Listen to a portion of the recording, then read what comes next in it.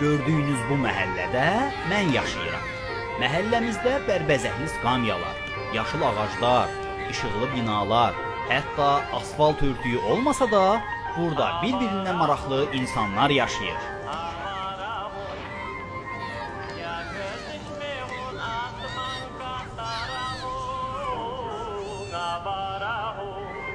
Evlərimizin divarları maraqlı elanlarla doludur. Məsələn, bu yazı kimi.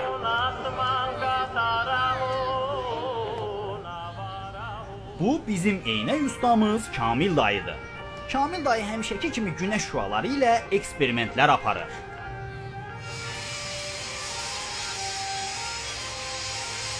Əflatun usta isə poladdan qanat düzəldərək quş kimi uçacağına söz verir. Axır vaxtlarda yaman yayılan xəstəliklərin əleyhinə olan aktivistlərdən biri də Bərbər Alxaz dayıdır. O ülgücünü qıraraq bərbərxanalarda üz qırxılmasına yox deyib.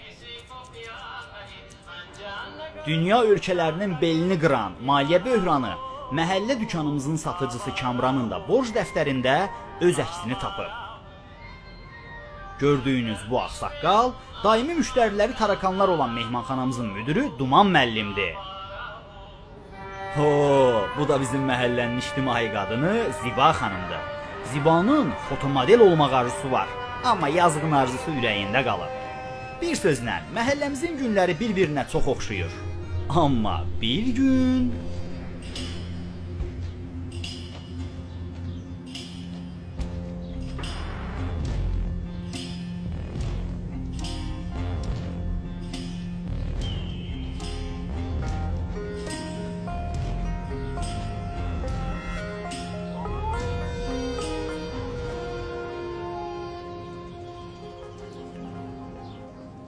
Salam aleyküm. Aleyküm. Sizdə qalmaq istəyirdim. Boş otaqlarınız var? Var. Əhməd, bura gəl. Bəsdir yatdın. Boş otaqları göstər.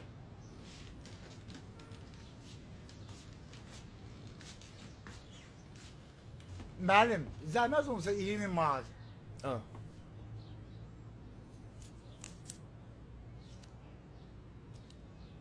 Çox sağ ol. Sağ ol. Çox sağ ol, çox sağ ol.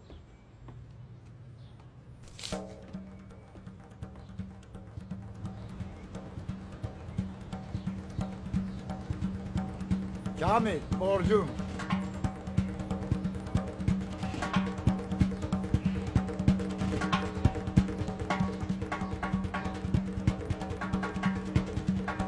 Əflatun, borcum. Çox sağ ol usta, çox sağ ol. Sağ ol.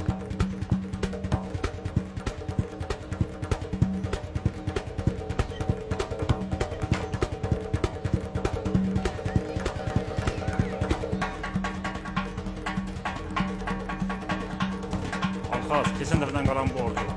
Sağ ol.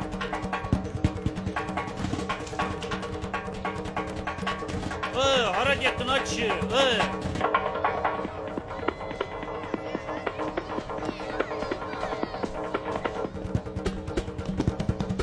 Adını qara dəftərdən sil.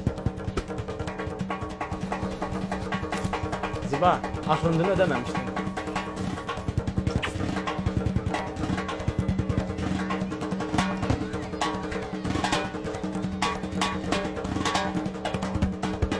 Мальчик, расчет.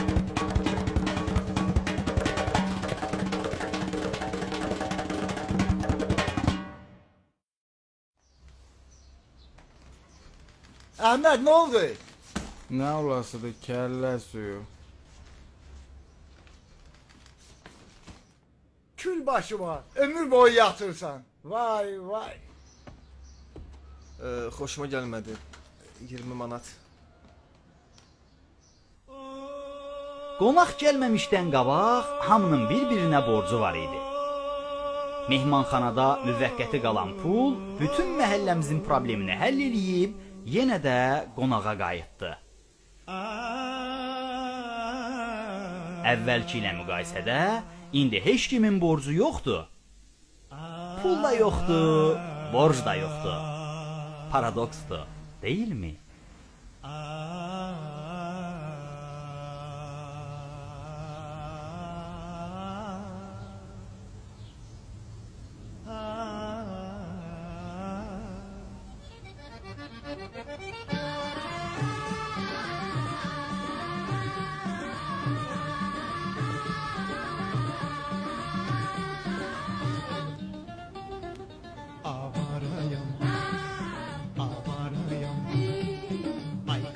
söyle talihine karayam. Avarayam, avarayam. Ay kardeş söyle talihine karayam.